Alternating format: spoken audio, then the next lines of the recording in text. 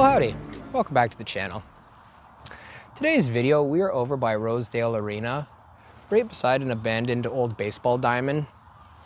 The tall grass has really overcome a lot of the field, and even though they are trying to cut the grass in small areas here or there, pretty much the majority of the baseball diamond is completely overtaken. So I thought today would be a great day. When you go out and try to find photos, you are almost guaranteed not to find anything, as there are so many factors that go into it, from your mood to the type of day you are having. Have you eaten? Oh, there's so many things that affect your ability to be able to make compositions happen. And some days, of course, it's much better than others, where no matter where you look, you can almost see a composition or make something happen. But then there are other days like today, whereas I've been walking around for probably about an hour or so on all the trails, just trying to find a composition, and I really could not find anything. I found a few flowers here or there, a couple of buttercups and stuff, but it really wasn't enough to look interesting. And of course, I found a couple of other things, a bunch of tags and stuff on the ground, which, I don't know, it kind of looked interesting, but not really enough to want to take a photo of it. It was just kind of more visually appealing, not really more interest to it than that. So I thought, you know what, we're gonna come over here into the shaded area beside this building, basically overlooking the entire abandoned baseball diamond. And I've been sitting here for probably about 10 minutes or so, just trying to find a composition. And I mean, there's a couple of trees over here that have that nice white perimeter around each leaf, which gives it a really nice contrast.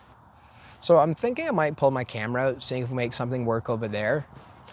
And there is a lot of tall grass in the foreground, so I'm gonna see if I can maybe try to incorporate some of that into the composition. As well as there are a bunch of Eye of Susans kind of spread all over the place. So I thought I might try to get one of those in a frame, but today we have a bit of a problem. I forgot to bring my tripod for my camcorder. So majority of the photos today, more than likely, will either have to be handheld, or I'm gonna have to find somewhere where I can put down my camera, maybe on a bench or something, and have to walk far enough away from it so I'm actually in shot. So today might be a little bit of interesting camera work. Right now, of course, you're on my main tripod that I usually use for shooting. My typical backup one that I usually use for this camcorder is in the trunk of my car. And as I said, I've been hiking now for almost an hour. So by the time I got back to it and back here, it would already be after dark. So, as with some of the best things in life, you gotta make do with what you got. So there's one of the lighter colored trees. And there's the second one. I'll see if I can try to get my camera to actually frame this up or not, but I'm not 100% sure how I want this composition to look. Do I want some of the long grass in the foreground? There's an Eye of Susan that's kind of right in front of it as well, or do I want to focus more on the tree? And as you can see, there is a fair bit of breeze still, so I do have to be careful with my shutter speed.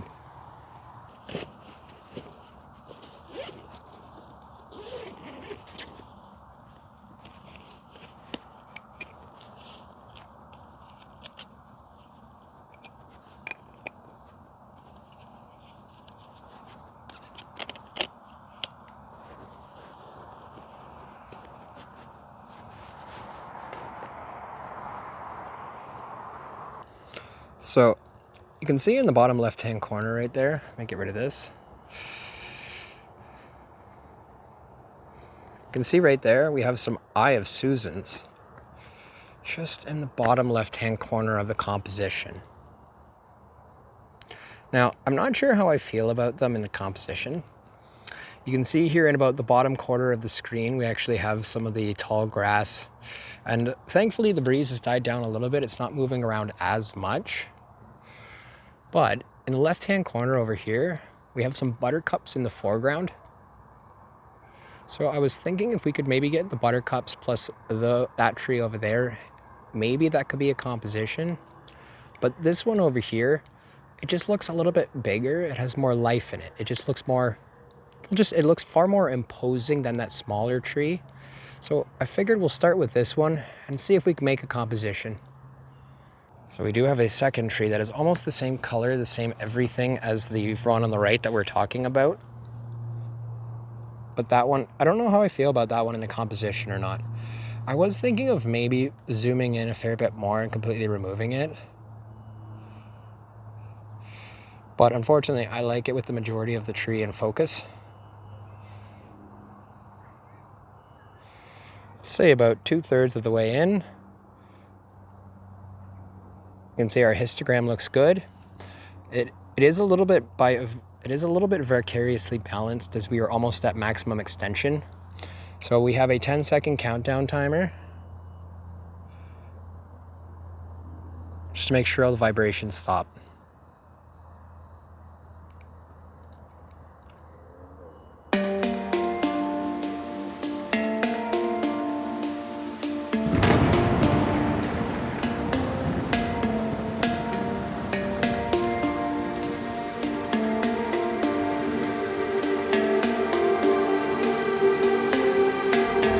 Now that the sun is finally starting to set, the sky is lighting up just a little bit, I thought it might be rude not to actually try to take a photo of this old baseball diamond.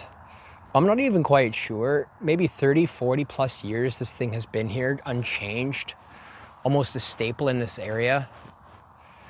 And even though I normally focus in a bit more on nature photography and landscape and stuff, I don't know why, but just this one just really jumps out at me. And if your intuitions scream at you to take a photo, don't try to fight it, just go with it. You never know what you might get. It might be absolutely horrendous and may never see the light of day, or it might have an interesting look to it, and who knows. Now, I do want to try to get the most room I can possibly get, so I'm thinking probably my 50 millimeters, probably just a little bit in the outfield so I can get the entire fence line. And then of course with the trees behind it, plus the nice lighting in the sky right now. All right, let's go hike in the fields.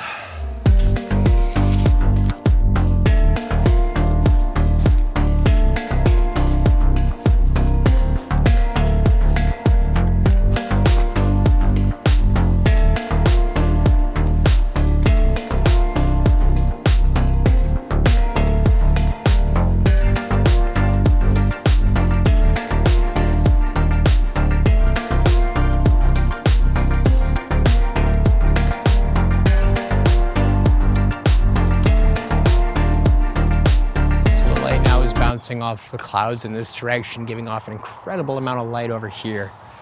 But behind the composition now, there is a ginormous power line, which I'm not too keen on, but it is kind of part of the composition and it has been there for a very long time. So I'm going to have to weigh up my options, whether or not I'm going to remove that or not. But with how dim the light is right now, don't know if this might be the best lighting for it. We might have to wait a few more minutes till the light to dim down just a little bit more. The only problem is I don't think there's any lights at all for this area. There are lights probably for most of the other fields, so there's at least a little extra illumination. But in this particular region, there is very little light. Now, I was kind of thinking that as part of the composition, kind of get from the end of that fence line to the end of that fence line, kind of like a old baseball game style, but with a nature twist to it. As you can see, grass, everything has really started coming back and reclaimed this entire field. So it's kind of, I don't really know really, it's kind of a message on the futility of humans. We do all this work to try to push nature back and set a site or an area for ourselves. And no matter what, nature still kind of reclaims it and comes right back with a vengeance. So it's kind of an inevitability almost, that nature will win. Well, I'm gonna grab out my camera.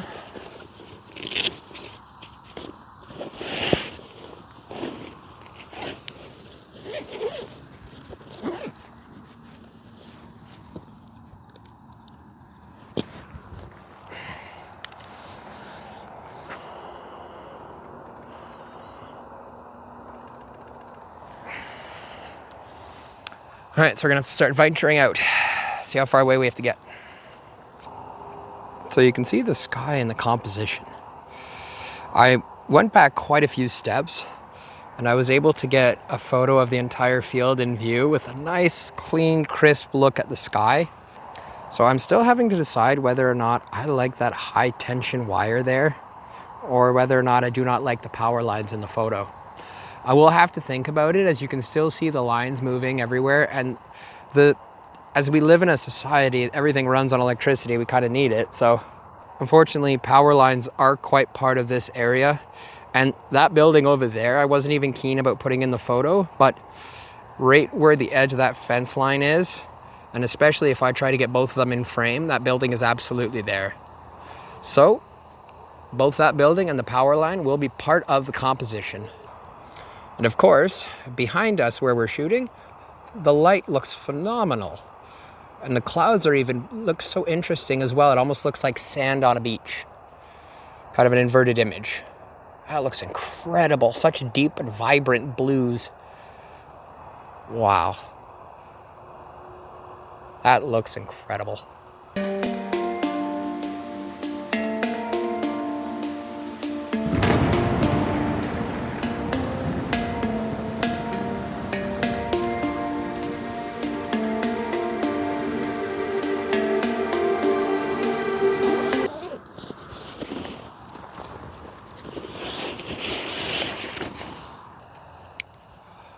All right, let's get out of this field. I wasn't quite sure what today would entitle, but that first photo that I took of the tree over there, I'm not 100% sure how I feel about that one. It was kind of, again, a spur of the moment. The one I really focused on was trying to get a photo of the actual baseball diamond and all of the grass and everything in the foreground. I'm not quite sure how that one will turn out. I am very interested how it will look in the computer, as even though I did kind of think about it as I was flying my drone around, just trying to come up with an idea of what I want to photograph today, it was not my main subject. It was probably like maybe halfway down the list of what I was considering. But once the light started setting a little bit and a little bit more color started coming through the clouds, I just knew I had to try to get this entire thing in frame. Now, with this brown building as well in the corner of the composition, I'm gonna have to see it in Lightroom, because I may have to tweak with either getting rid of the power lines and then the power, like the actual tower itself. But I'm not really sold on that, as I do not like altering the photos that much, as I would kind of hope if anybody else were to ever come down here to the exact same place and then go step out in the middle of the field, you will find the exact same composition.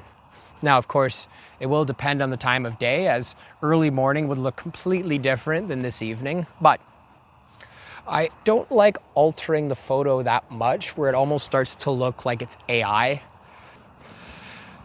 Now, again, that is a subjective thing, as when somebody else looks at it, they might absolutely think it's phenomenal, even though to my eyes, something is wrong with it. And of course, as it is your own photo, whatever you perceive as being wrong, it really jumps out at you. And unfortunately, it's kind of like the main thing you look at. So you really have to force yourself around that. But sometimes you really can't. If something jumps out too much, the photo is just ruined no matter what. But today, I kind of trusted my instincts, tried to center it as best as I could in the center of the frame, trying to get the entire baseball field. All of the old metal, the rust, everything, every little nook and cranny kind of in one composition.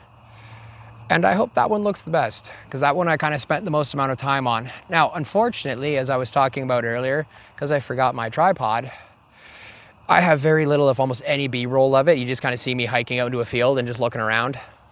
And then of course, a few minutes of me just holding my cell phone, trying to record the back of the camera. But without being able to lock it off in some way, I don't really like it being too jumpy and shaky. I'm not trying to shoot a horror film, and a shaky cam just, I don't know, it kind of gives me a headache after a while. I would rather actually have something more methodical, more thought out, and then of course, well presented, so it looks like the person at least has a semblance of an idea what they're doing. As I said earlier, you lay out with a very rough outline, but you do have to change it up sometimes based on the weather. If it starts pouring, obviously my entire day then has changed. But today was a little bit more flying by the seat of my pants, and I'm kind of grateful for that. I love being able to set up stuff where if I have like almost entire shoots in my mind, everything how I want it, everything just laid out methodically one after another. But then there are other days where, I don't know, I just don't really feel like being that organized. And I would much rather not so much rely on your instincts, but allow yourself not to just hone in on one single composition at the exclusion of everything else around you and all of this nature, and including all of the insects that are annoying me right now, but that's besides the point. You're stuck with them. During the winter time is one of my personal favorite times to shoot because A, there's far less people out, but B, especially here in Canada, there is zero insects, not one. And it is kind of the best. Although fall, you get a bit of that too though. So I mean, fall, winter, and a little bit of spring are my personal favorites. Well, I'm gonna stop yapping on now and start heading out. If you guys enjoyed the video today, like, comment, subscribe down below. Let me know what you thought of the photos in today's video. And then I'm gonna head on out. Talk to you guys again in the next one. Have a good one.